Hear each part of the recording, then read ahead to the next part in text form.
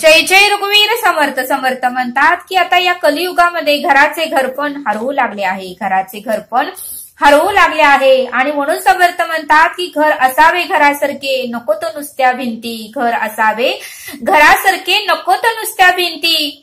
तेथे असावा प्रेम जिव्हाळा, नको तो नुसती नाती. तेथे असावा प्रेम जिव्हाळा, नको तो नुसती नाती.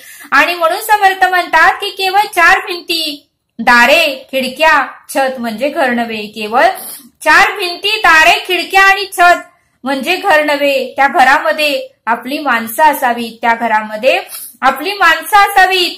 प्रेम जिव्हाळा, आपुलकीचा ओलावा असावा. प्रेम जिव्हाळा आणि आपुलकीचा ओलावा असावा. वात्सल्य या गोष्टी तेथे अपेक्षित आहेत. कोणी थकला भागलेला मनुष्य बाहेरून आल्यानंतर, कोणी थकलेला मनुष्य जर घरात आल्यानंतर त्या घरात त्याला आराम मिळावा. थकलेला मनुष्य बाहेरून घरात आल्यानंतर त्या घरात त्या व्यक्तीला आराम मिळावा, ही त्याची अपेक्षा असते. ही त्या व्यक्तीची अपेक्षा असते. केवळ नाती असणं वेगळं आणि त्या नात्यामागचं प्रेम असणं हे वेगळं. म्हणून समर्थ म्हणतात की केवळ नाती असणं वेगळं आणि त्या नात्यामागचे प्रेम असणं हे वेगळं. त्या घरात गुण्यागोविंदाने नांदणारे लोक असावेत. त्या घरामध्ये गुण्यागोविंदाने नांदणारे लोक असावेत. तेथे एकमेकाच्या बोलण्यात आपुलकी असावी. तेथे एकमेकाच्या बोलण्यामध्ये प्रेम असावं, आपुलकी असावी, नम्रता असावी. परस्परामध्ये संवाद असावा. परस्परामध्ये बोलणं असावं. परस्परामध्ये संवाद असावा. परस्परामध्ये सुसंवाद असावा आणि वाद हा नसावा. परस्परामध्ये सुसंवाद असावा, वाद हा नसावा, असं समर्थ आपल्याला ते सांगतात. आणि म्हणून समर्थ म्हणतात की तेथे त्या घरामध्ये न्याय मार्गाने पैसा मिळवलेला असावा. त्या घरामध्ये न्याय मार्गाने पैसा मिळवलेला असावा. इतरांना लुबाडून, इतरांना फसवून, इतरांना बुडवून आणि इतरांचा तळताट घेऊन जमवलेला पैसा नसावा. त्या घरामध्ये न्याय मार्गाने प्रामाणिकपणे कमवलेला पैसा असावा. इतरांना लुबाडून, इतरांना फसवून, इतरांना बुडवून आणि इतरांचा तळताट घेऊन जमवलेला पैसा नसावा, असं समर्थांनी आपल्याला इथे सांगितलं. आणि म्हणून समर्थ म्हणतात की न्याय मार्गानेच तेथे धन कमवलेलं असावं. दुःखाच्या वेळी समर्थ म्हणतात की त्या घरामध्ये दुःखाच्या वेळी किंवा वाईट प्रसंगी आपोआप नैसर्गिकरित्या अश्रू यावेत. त्या घरातील लोकांचे दुःखाच्या वेळी, वाईट प्रसंगी आपोआप नैसर्गिकरित्या डोळ्यातून अश्रू यावेत. केवळ ढोंग आणि नाटक नको. केवळ ढोंग आणि नाटक नको. मग अशा घरातून संस्कार घेऊन, ती शक्ती घेऊन तेथील मुलांना विशाल जगाचे आव्हान स्वीकारून जरूर भरारी घ्यावी.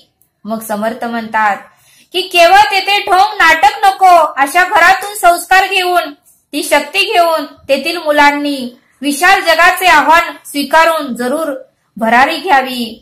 पण आपल्या घरातल्या उंबरट्यावर त्याची भक्ती असावी. पण त्या मुलांचे आपल्या घरातील उंबरट्यावर त्यांची भक्ती असावी.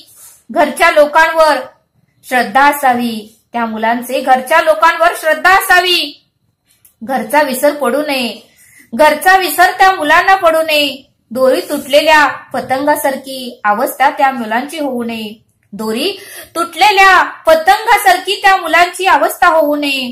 आणि म्हणून समर्थ म्हणतात की घार फिरे आकाशी, चित्त तिचे पिलापाशी. म्हणून समर्थ म्हणतात की घार फिरे आकाशी, तिचं चित्त तिचे पिलापाशी. म्हणून समर्थ म्हणतात की जरी घार आकाशामध्ये गेली तर तिचं पूर्ण लक्ष तिच्या पिलांपाशीच असतं. घार उंच आकाशामध्ये जरी गेली तर तिचं पूर्णपणे लक्ष तिच्या पिलापाशीच असते. आणि म्हणून समर्थ म्हणतात की मातेच्या ममताने, जिव्हाळ्याने असावे. हे घर हे मातेच्या ममतेने आणि हे घर जिव्हाळ्याचेच असावे. पण आता मात्र ती स्थिती आपल्याला दिसत नाही, असं समर्थ आपल्याला इथे सांगतात. आणि म्हणून समर्थ म्हणतात की एका कवीने उत्तम अशी कविता म्हणून तर लिहून ठेवली आहे. एका कवीने उत्तम अशी कविता म्हणूनच लिहून ठेवली आहे. आणि ती कविता अशी आहे. पण ती जपून ठेवा, अंधार फार झाला, थोडा उजेड अंधार फार झाला. आलेच हो दिशानी तुफान विस्मृतीचे, आलेच हो दिशानी तुफान विस्मृतीचे. नाती जपून ठेवा अंधार फार झाला. नाती जपून ठेवा अंधार फार झाला. थोडा उजेड ठेवा अंधार फार झाला.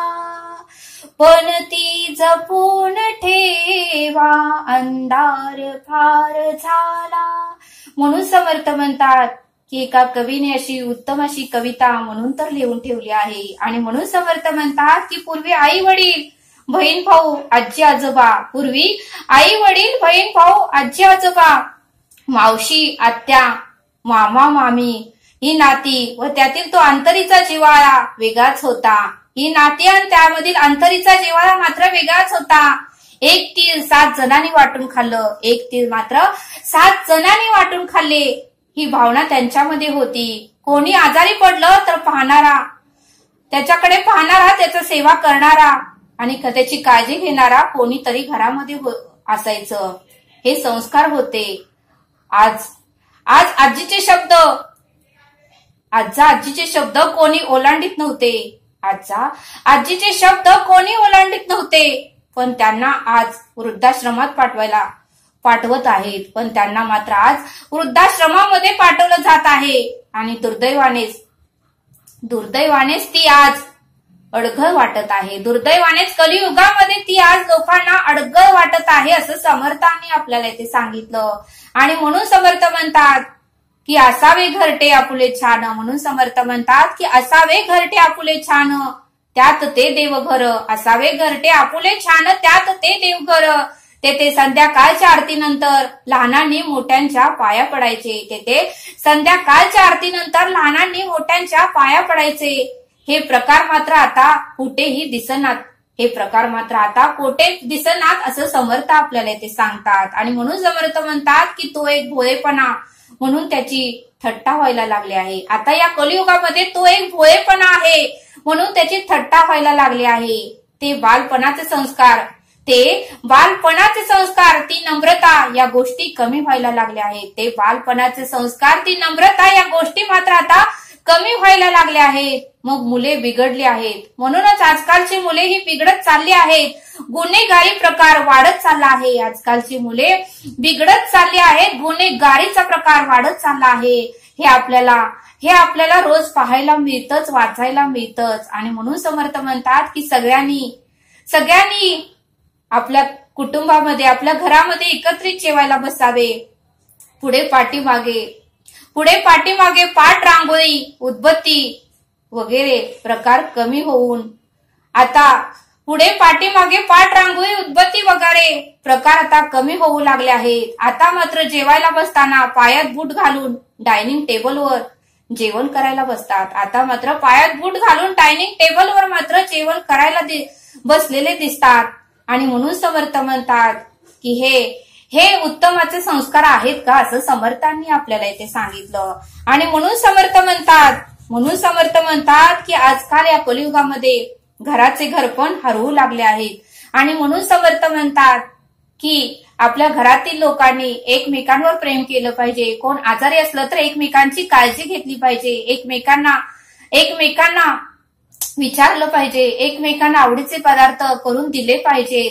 एकमेकांच्या भावनेचा, एकमेकाच्या दुःखाचा, एकमेकाच्या वेदनेचा विचार केला पाहिजे. आपण जसं उत्तमाचं जर आपण उत्तमाची कर्म केली तर आपल्याला फल ही उत्तमाचं मिळतं. आणि म्हणून समर्थ म्हणतात की प्रेम दिलं तर 10 पटीने प्रेम आपल्यालाही मिळतं. आणि म्हणून समर्थ म्हणतात की आपल्याला प्रेम इतरांना देता आलं पाहिजे. इतरांना उत्तमाची सेवा आपल्याला करता आली पाहिजे. उत्तमाची कर्म आपल्याला करता आली पाहिजे असं समर्थांनी आपल्याला इथे सांगितलं. आणि म्हणून समर्थ म्हणतात की घराचं घरपण आता हरवू लागलेलं आहे. ते आता घराचं घरपण हरवू देऊ नका.